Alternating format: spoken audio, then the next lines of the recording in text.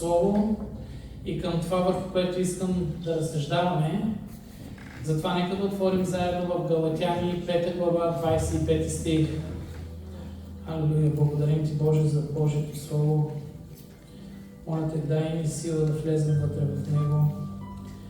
Дай ни откровение, дай ни живот. Моля Те за Твоя авторитет да стъпим в това Слово сега, Боже. Нека всеки един от нас да го преживее. Нека силата на Святия Дух да се излее, Господи, с откровение. Благодарим Ти за Божието Слово. Алелуя. Нека да отворим, казахме, Галатяни 5 глава, 25 стих.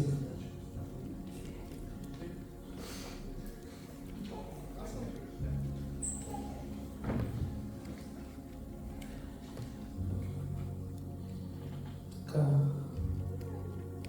Дайте ми секунда.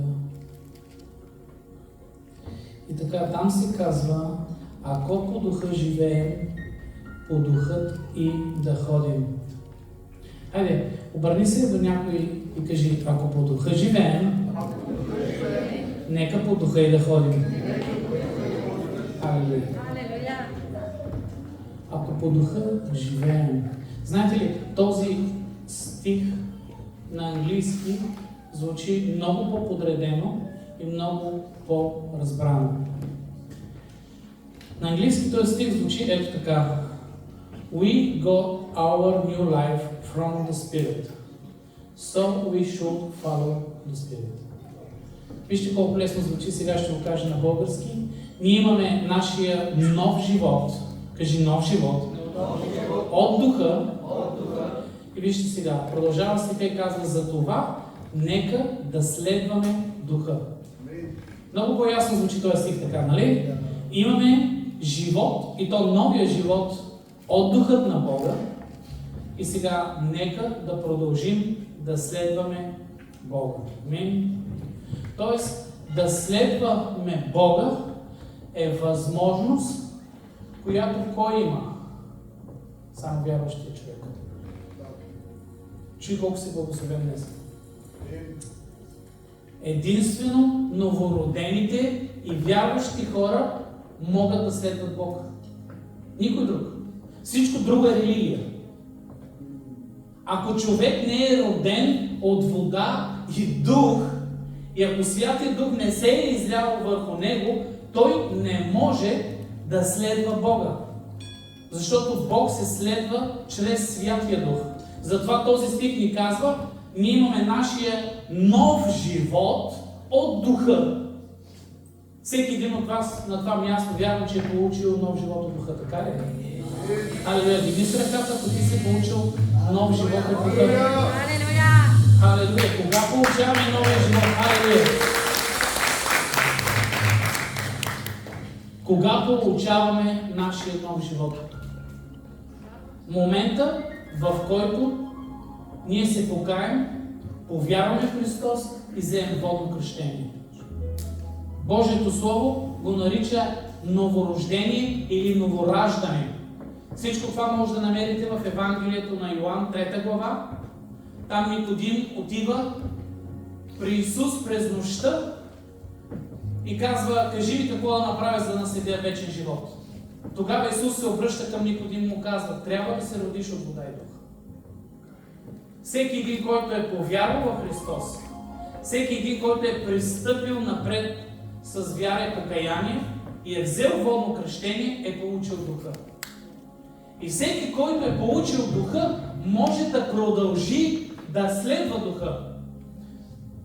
Това означава, че имаме една голяма общност от хора, които, ако не са новородени, те си мислят, че следват духа и ходят по Бога и вярват в Бога. Но всичко, което правят, са какво? Традиции, религиозни правила.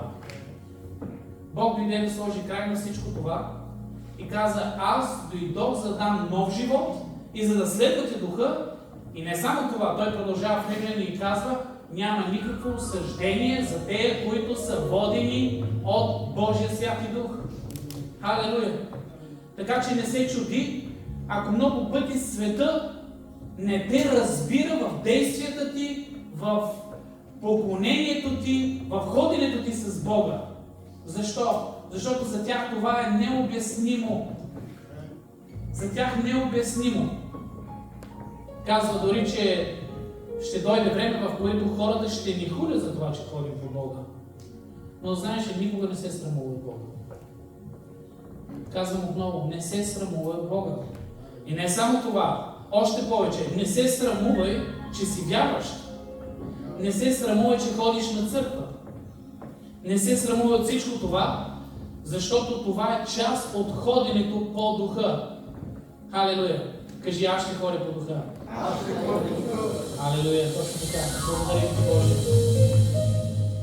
И Писанието ни казва, че след като сме новородени, можем да следваме духа. Ние да го следваме. Ние да следваме духа. Знаете ли, това е най-трудното нещо на света. Сигурен съм, че всеки един от нас е имал моменти в живота, в които иска да направи духа да следва Бог. Духа да следва човека. Бог да следва човека. Хайде, дори не искате да си го признаете. Само аз съм на това място, в което съм бил в моменти, в които съм ходил на места и съм правил неща и съм очаквал Бог да бъде съгласен с мен и да ходи с мен. Кой трябва да следва? Човека Бога или Бога човека? Човека Бога. Човека Бога. Нека да дадем слава на Господа. Халелуя!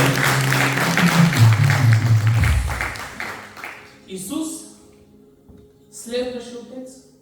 И Исус следваше Духа. Хайде, спомнете си момента, в който Исус е на реката, получава Святия Дух и започва да следва Духа. От момента на изпълнението с Духът си непрестанно ще чуеме фрази, в които Исус казва: аз не върша нищо, освен онова, което моят небесен баща ми е заповядал или ми е научил или ми е показал. Тоест, в сърцевината си, в духа си, в взаимоотношенията си, Исус вижда това, което Отец иска от него. Исус знае, че Лазар е болен, но Духът му казва: виж, трябва да изчакаш. Ще изчакаш и тогава ще отидеш. Не е сега момента. Исус се покорява. Отива след 3 дена, за да може да прослави Отец, като го възкресява от мъртвите. И всичко, което Исус прави, е вследствие на това невидимо общение между Него и Духът на Бога. И апостол Павел знае това нещо и казва: вижте, хора, ние не бива да останеме от мястото, в което сме тръгнали. А това е новорождението, получаването на Духа. Ние трябва да продължим напред и да следваме Духа. Тъй като да се новородиш е едно, а да следваш Бога е съвсем друго. Това са две неща. И първо трябва да стъпим в едното, и след това трябва да стъпим в другото. И аз съм сигурен, че много хора на това място ще се съгласят, че знаят, че много хора могат да се новородят от Бога, да получат Духът на Бога, но никога след това да не го следват. Тоест, това е какво? Задължение на човека. Вижте какво каза Писанието. Вие следвайте Духа. На кого е отговорност? На човека. Тоест, това е лична отговорност, в която всеки един трябва да се посвети, да се предаде на Бога и да каже: Господи, аз съм се обещал да следвам Духа. И това е, как мислиме? Ежегодно, ежемесечно или всеки ден? Всеки ден. Разпоредителите, моля ви за децата.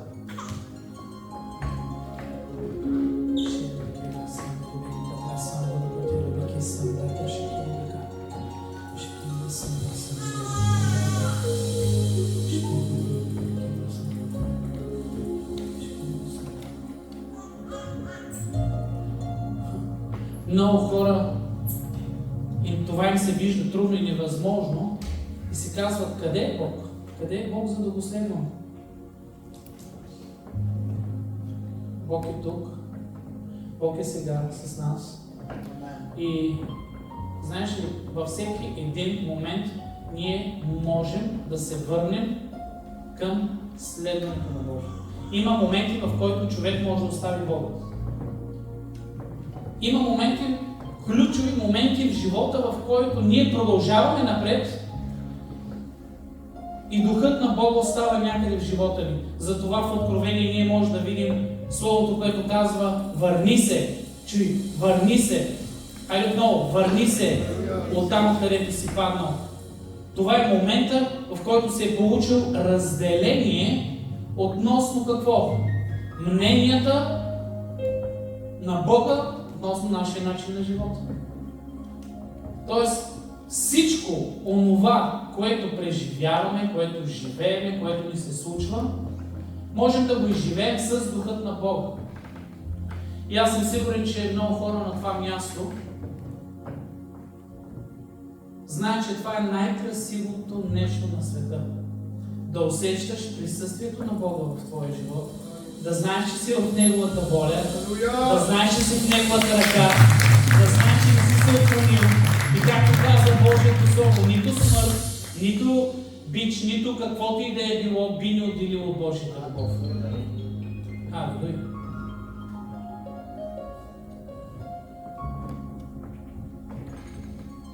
В 1 Коринтияни, 2 глава 12 стих се казва така: ние получихме не духа на света, а Духът, който е от Бога, за да познаем това, което Бог е благоволил да ни подари. Ние получихме Духът на Бога и не Духът на този свят. Духът на този свят няма нищо общо с Духът на Бога. Духът на този свят не може да ни открие, нито да ни подари това, което Светият Дух може да разкрие. И днес на това място ние можем да видим Христос като Божия Син, само и единствено, защото Бог е излял Духа в сърцето ни. Ако не се беше докоснал до тебе, ако не беше пристъпил към Него, никога не би могъл да разпознаеш това, което ти е подарено. Най-големият и най-ценният подарък, който някога сме получавали, който има да изучаваме. Как ако аз днес съм получил подарък и мога да го оглеждам, да го изучавам, да мисля за него, така по същия начин ние получаваме един подарък, който е неизследим. И много пъти ние не можем да оценим и да разберем това, което сме получили. Но Божието Слово ни каза, че ни изпратил Духът на Бога, а не Духът на света, за да може да ни разкрие. Кажи, разкрие. Всичко това, което Бог ни е подарил. Всичко, което ти е подарено. Единствено, общението с Бога може да разкрие. Тоест, ти днес можеш да бъдеш благодарен човек, само единствено, ако не си оставил общението с Духа някъде назад в живота си. Това, което Бог ти е подарил. Да, Бог ни е подарил какво? Христос, подарил ни е спасение, подарил ни е семейство, благоволи в нашия живот. Имаме физически подаръци от Бога, които идват чрез човека, да, но те са от Бога. Никой не може да накара човек да се бръкне дълбоко в джоба си, да лиши себе си от нещо, което може да се удоволства, да похарчи за себе си, за да го даде на някой друг. Това може да го направи само Бог, нали? Ти виждаш, че е човека, но знаеш, че за човека е Бог. И ако нямаме общение с Духа, ние не бихме оценили това, което имаме, това, което ни се дава, а дори бихме роптали. Тъй като само Духът на Бога може да ни разкрие какво Бог ни подарява в нашия живот. И ако днес има неблагодарни хора, оплакващи се хора, недоволни хора, ударени, искам да ви кажа, че основният проблем не са някой друг. Не е човек, с когото и да имаш проблем. Искам да ти кажа, че не е човек. Чуй, ако само днес това успееш да хванеш, ти ще си тръгнеш благословен. С когото и да би имал проблем в твоя живот, искам да знаеш, че това не е човек. А това е лишеното присъствие на Духа, което разкрива това, което Бог ни е подарил. Защото ако имаме Бог, ако имаме Духа, ако имаме присъствието на Духа, ние имаме всичко. Казва апостол Павел, какво ще ми стори човек, какво ще ми вземе човек, какво ще ми направи човек. И когато ние се фокусираме върху това, което човек ни е взел, върху това, което човек ни е направил, означава, че нашия фокус не е вече върху Бога и нашите взаимоотношения с Духа и ходенето с Духа са се разрушили. И сега е момента, в който те трябва какво да направят? Да се възстановят. Хайде да кажи възстановят. Хайде заедно. Възстанови взаимоотношенията ни. Господи. Халелуя. Халелуя. Възстановените взаимоотношения с Бога са сладостта на този живот. Няма нищо по-сладко от това да дишаш с Господа.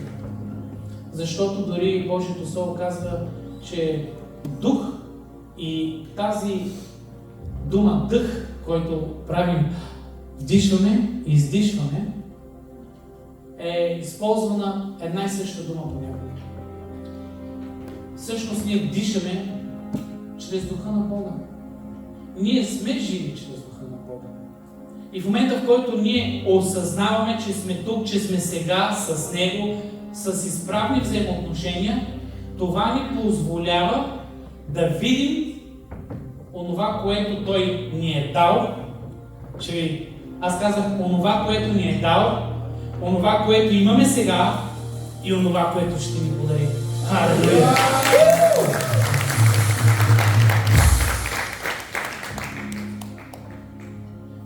Тогава, може би много от нас биха се задали въпроса: добре, може би сме пропуснали правилни взаимоотношения с Духа. Какво да направим, за да ходим по Духа?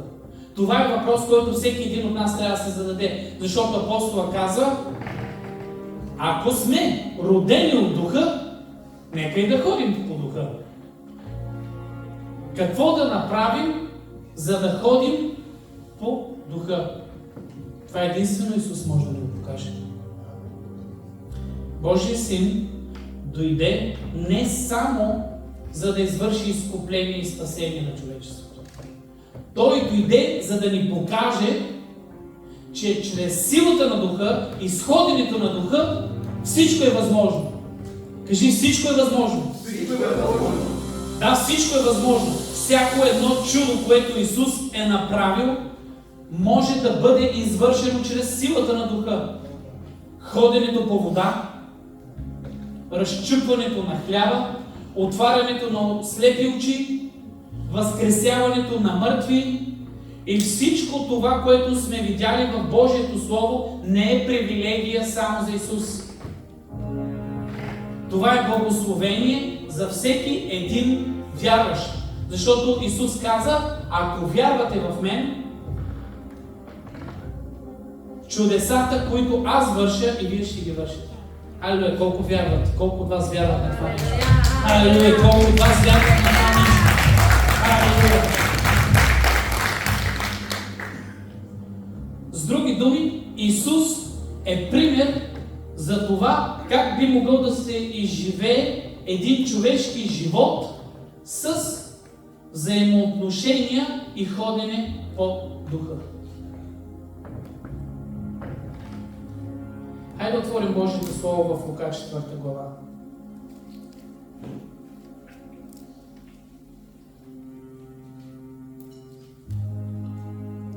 И да прочетем от първи стих.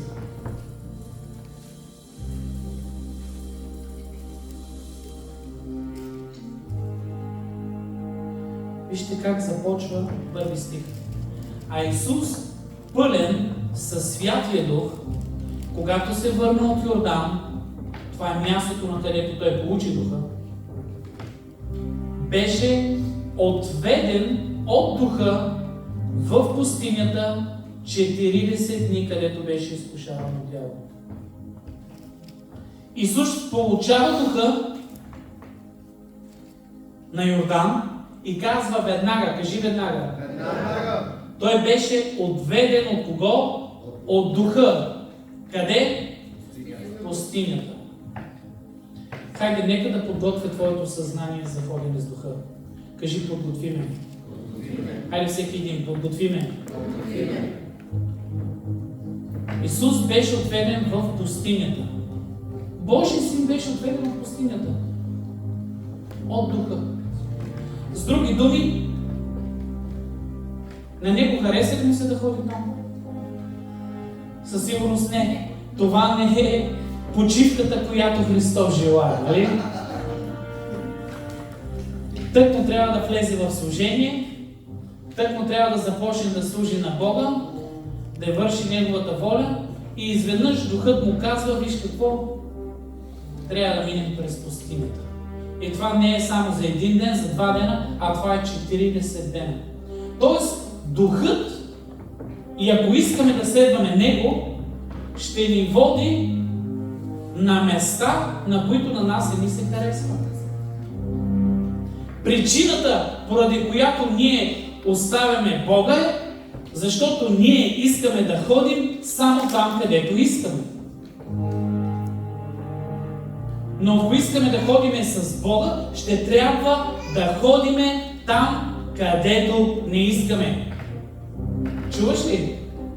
Там, където не искаме. Имаше един красив момент, Божието Слово, когато Исус е на Тибериадското езеро и учениците му ловят риба и след това всички излизат при него и той е приготвил жарава и печена риба и хапват и след това той има разговор с Петър и му казва: Петре, досега ти ходеше там, където искаш, но ще дойде време, чуй, ще дойде време, аз казах, ще дойде време, където ти ще ходиш там, където не искаш. Да ходим с Духа означава да бъдем ментално, психически, умствено подготвени, че може да преминем и трябва да преминем.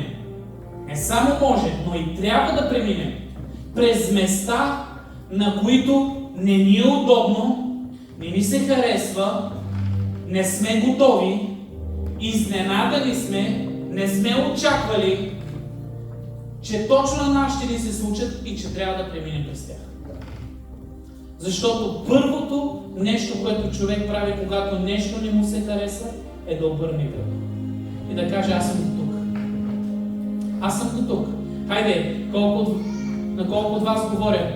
Спомняте ли си момента, в който Божия народ беше в Египет и момента, в който нещата започнаха да се случват така, че на тях не им се харесват?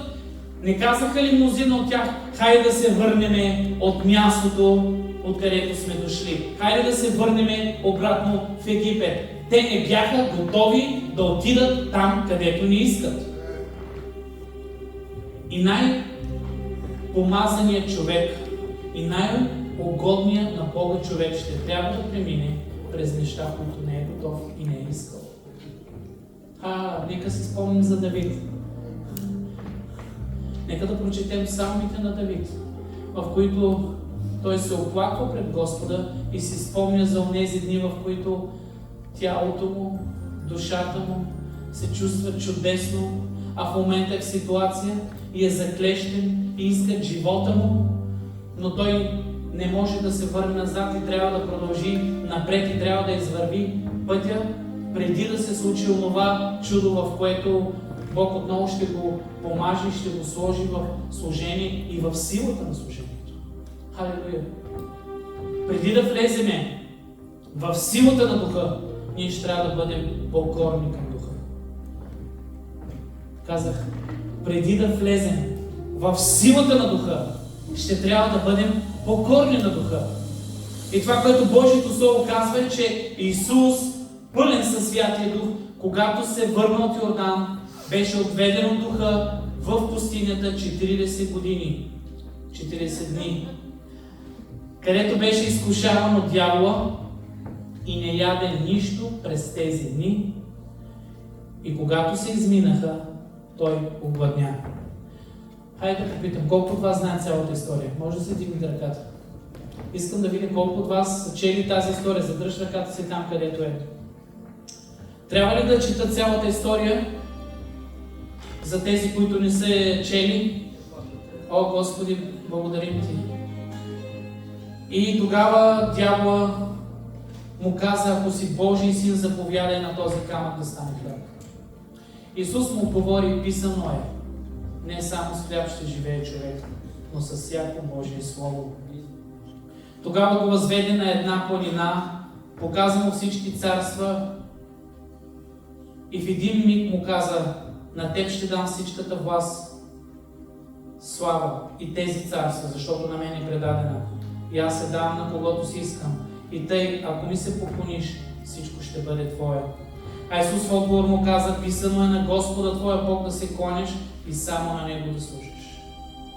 Тогава го заведе в Иерусалим, постави го на крилото на храма и му каза, ако си Божий син, хвърли се от тук долу, защото е писано, ще заповяда на ангелите си за теб да те пазят и на ръце да те вдигнат, за да не удариш в камък ногата си.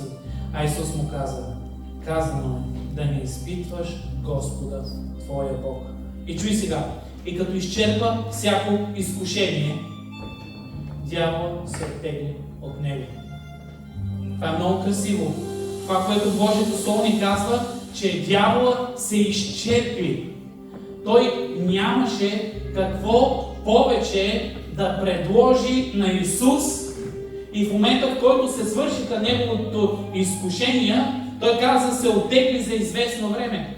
И доколкото четем това известно време, продължи около 3 години и половина, защото не можа да направи нищо на Исус през всичките тези 3 години и половина. Исус беше в пустинята 40 дни и след като пребори всяко едно изкушение и излезе със силата на Духа и успя да служи 3 години и половина непокътнат пред Бога в чудеса, сила и знамения. Нека отдем слава на Бога. Халелуя! Аз казах, нека да отдем слава на Господа. Халелуя! Какво означава това? Означава, че ако искаме да ходим постоянно с Духа на Бога, кажи постоянно, всеки ден, безпрекъснато, до края на живота ни, има няколко неща, които може да направим. Номер 1, да бъдем готови да отидем там, където Духът ни води.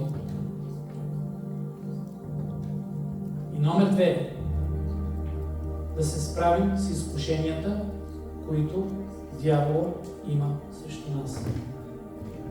Когато ние паднем в изкушение, ние вече не ходим в Духа. Така ли е? Може ли един паднал човек да е едновременно паднал и ходещ? Затова се казва, че той е паднал. И Божието Слово как ни учи да се молим?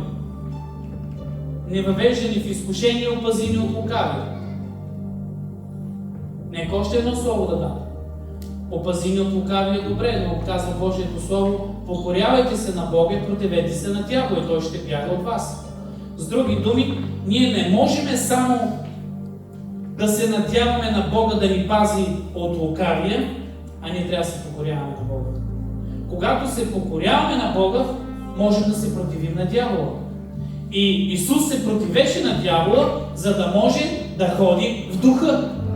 Ако той не се противеше на дявола от всичко това, което прочетох във всички тези изкушения, какво щеше да се каже за него? И той беше изкушен. Дявол се опита той да е изкушен, но Исус не падна в изкушение. С мен ли сте? Причината, поради която не можем да ходиме с Бога, е, че ние падаме в изкушение. Чуй, ние падаме в изкушение. И сега ще ви покажа за 3 основни неща, които ако имаме на предвид, ако ги знаеме и сме подготвени, ще можем да се справим с тях. Аз казах, ще можем да се справим с тях. Халелуя!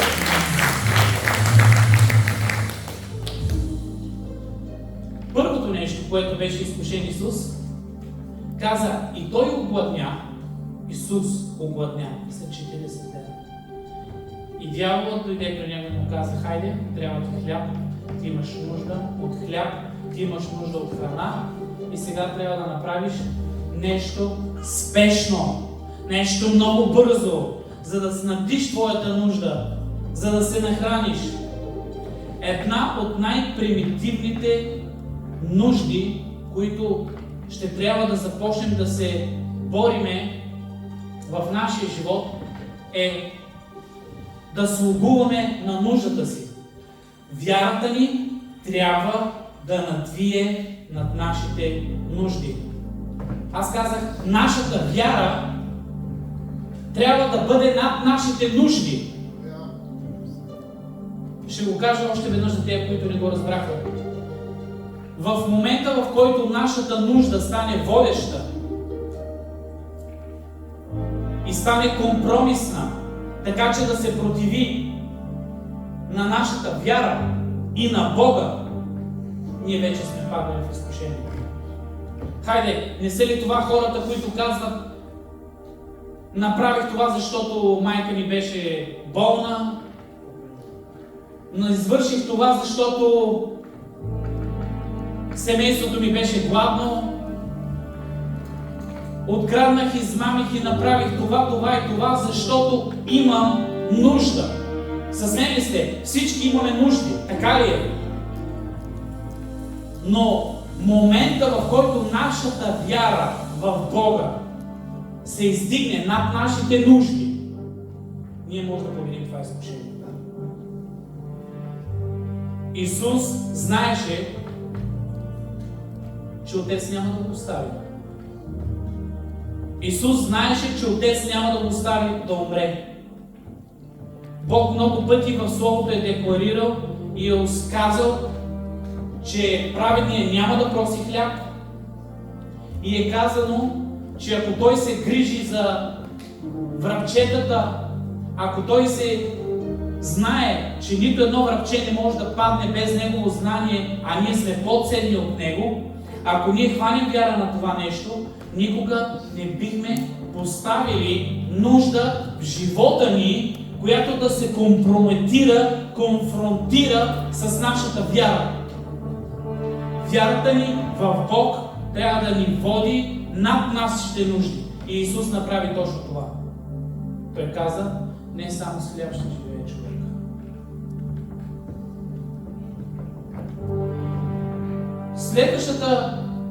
Следващото изкушение, което дявол се опита да направи на Исус е в един миг на око. Той му показа всичката власт на всички царства и му каза, виж, поклони ми се и всичко това ще дам на теб, защото на мен е дадено в този свят.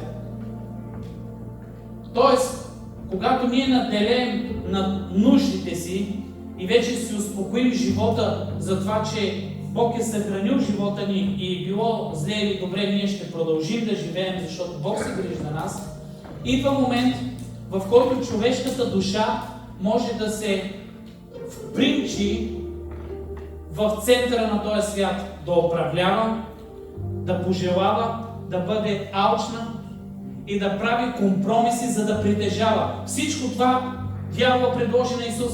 Той му показа всичката власт на всичките царства и каза, направи компромис.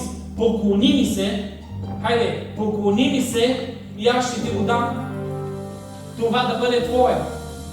Когато знаем Божите принципи, когато сме изпълнени с вяра, ние никога не бихме си позволили центъра на нашия живот да бъде нещо друго, освен Христос. Всичко друго трябва да ни следва, а самия смисъл на живота трябва да бъде Бог. Ако се впримчим в пожелание, ако се впримчим в страсти, ако прекалено много се вглеждаме в този свят, ще пожелаем да управляваме, да имаме, да правиме и тогава някакси Исус ще мине на заден план и Духът отново ще мине на заден план и ние Него ще следваме, ще очакваме Той да ни следва или рано или късно отново тези разбити взаимоотношения ще ги има. Затова центъра на целият ни живот е Бог.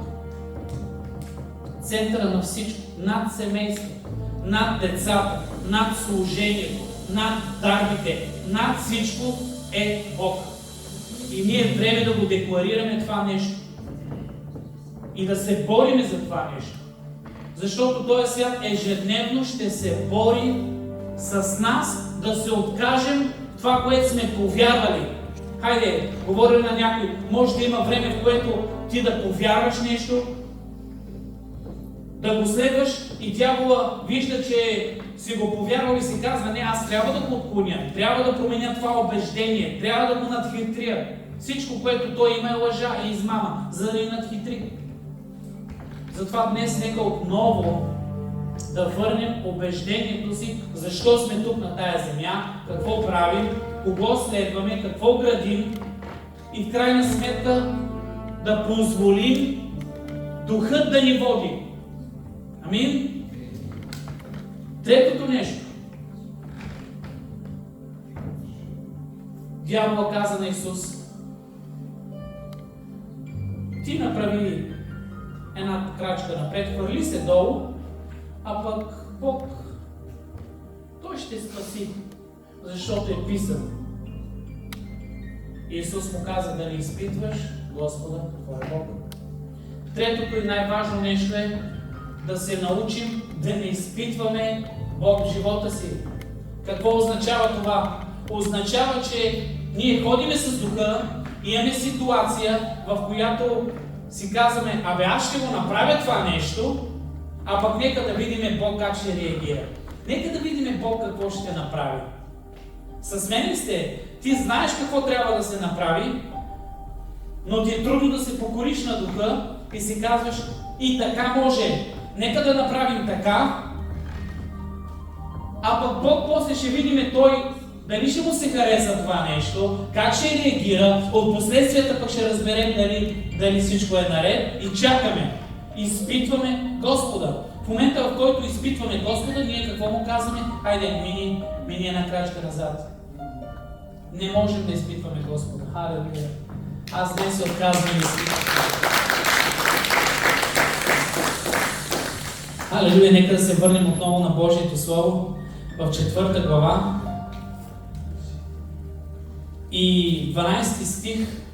В 13 стих се казва, като изчерпва всяко изкушение, дявола се оттегли от него. А Исус се върна в Галилея със силата на Духа и слух се занесе по него по цялата околност. Знаеш ли, когато сме решили да ходим с Бога, ние ще бъдем тествани. Казва притчи, среброто е за горнилото и златото е за пещта. Тоест, щом сме се решили да ходим с Бога, ние ще трябва да бъдем проверени дали това наистина е така.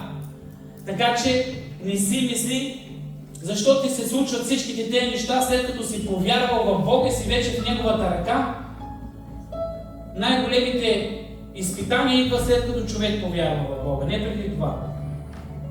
За да може наистина да се реши и да се покаже ние на Господа ли служим. И в момента, в който ние решим да следваме Духа и преминем през тези неща, ще може да ходим в силата на Духа. Виж, спасението е за всеки. Спасението е за всеки, който е получил Духа. Но аз съм сигурен, че ти не искаш само да бъдеш спасен, а ти искаш през целия си живот да ходиш с Духа. И когато успеем да победим тези изкушения, дявола няма да може да намери място в нашия живот. Той просто ще почука на вратата и ще каже: аз той вече го познавам, при него това не върви. Той винаги казва не. Той винаги ни казва не. Днес е време да го сложим на мястото му. Днес е време да го излитаме от нашия живот. Днес е време да го разпознаеш. Днес е време да му кажеш, че той няма място в служението ти, в семейството ти, в душата ти, в характера ти, в обноските ти, в пороците ти. Няма никакво място. Защото Божият дух, каза Божието Слово, че ревнува до завист да бъде с теб. Аз казах, Божият дух ревнува да бъде с тебе. Духът на Господа иска да ходи с тебе повече, отколкото ти искаш да ходиш с Него. Халелуя! Това е като онзи момент, в който ние искаме среща и внимание с нашите деца. Хайде да ви попитам. Детето ли иска да бъде повече с тебе или ти искаш да бъдеш повече с детето? Естествено, че ти искаш да бъдеш повече с детето. И ти си с детето. До момента, в който то не се събуди, не осъзнае, че ти си до него, да се срещнете сърце с сърце и той ти каже: благодаря ти, че през цялото време си ме търпял. Алелуя! Благодаря ти, Господи, че говориш днес на него. Хайде да се изправим на това място.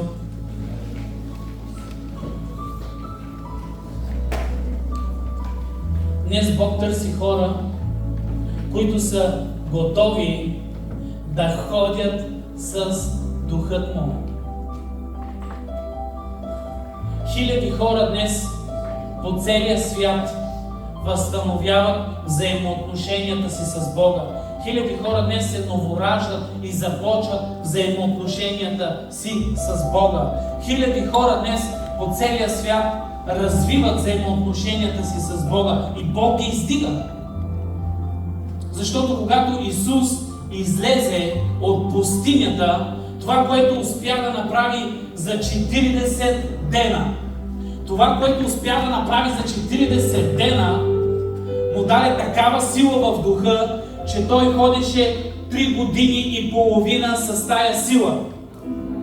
Изкушенията и поста, аз казах изкушенията, които той победи, и поста, който положи, само 40 дни не е ял и след това 3 години и половина е служил на Господа. 40 дена се е пожертвал за себе си, в немощ, в изкушения, тялом, духом. Но след като всичко е приключило, Духът го изправя и му дава сила не само за 40 дена, но му дава сила за 3 години и половина. Алелуя!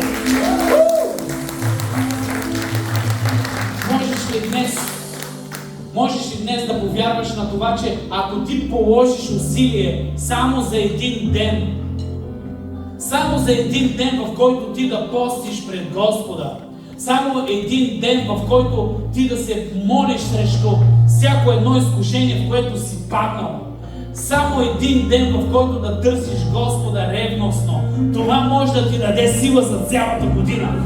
Аз казах, може да ти даде сила за цялата година. Алелуя!